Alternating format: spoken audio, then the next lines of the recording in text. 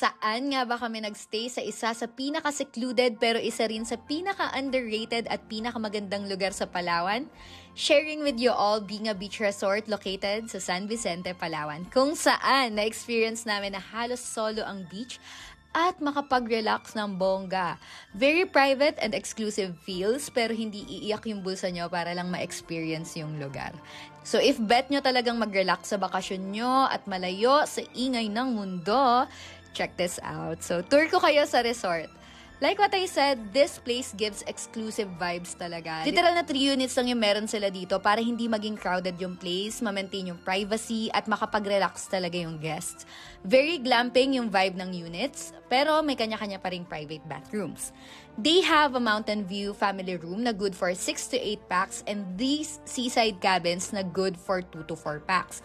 Super comfy ng beds, may hangiran, tambayan sa labas ng unit, may workstation, which is by the way, malakas yung signal ng Globe and smart sa area. So, nakapag-work at meetings pa rin naman ako inside the unit. Note lang, wala silang shower heater, though filtered and tested naman yung water nila, which is big thing sa Palawan. Wala rin silang AC, which surprised us at first, pero super lamig naman pala at comfy pa rin at night. The whole place is also solar powered. Minsan malamokin may niknek talaga since it's Palawan and nasa isla kayo, pero may binibigay silang only coconut oil pang repel. Better pa rin na magdala kayo ng own repellents nyo para extra protected, ganun. The seaside cabins aren't literal na paglabas mo, beach na agad. May very short walk lang papunta sa beach with a mangrove in between.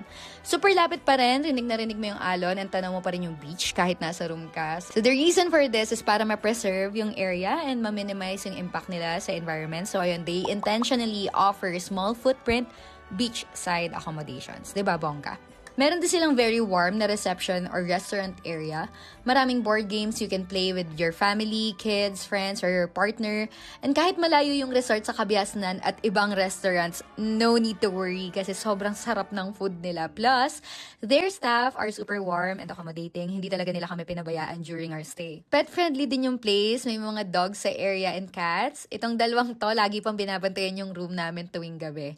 Bukod dito, may island hopping din silang ina-offer, which is super nice. Nag-snorkel kami and na-experience namin itong super gandang beach na kami-kami lang din yung tao, bongga. For other activities, pwede rin kayong humiram ng kayak or paddle boats. And ayun, magsinagwan kayo dun sa beach bay. Room rates start at 3,000 plus. You can check their Airbnb or website for updated prices. Grabe, for this level of exclusivity, ganda ng beach, comfy ng rooms, and sarap ng food, definitely worth the price and the travel. Na para bang nasa 10K per night exclusive glamping resort ka, be? I'm going to be very honest, medyo scary siya at first kasi first time namin ma-experience na ganun kalayo sa Kabiasnan, be, as in sobrang tahimik at layo. Pero I think that's the point, diba? I'll create a separate video about the travel journey, but honestly, the resort, the beach, the staff, and even the locals or villagers made the whole experience so worth it. Grabe yung peace na nabigay ng place na to. So kung nagtataka kayo, kung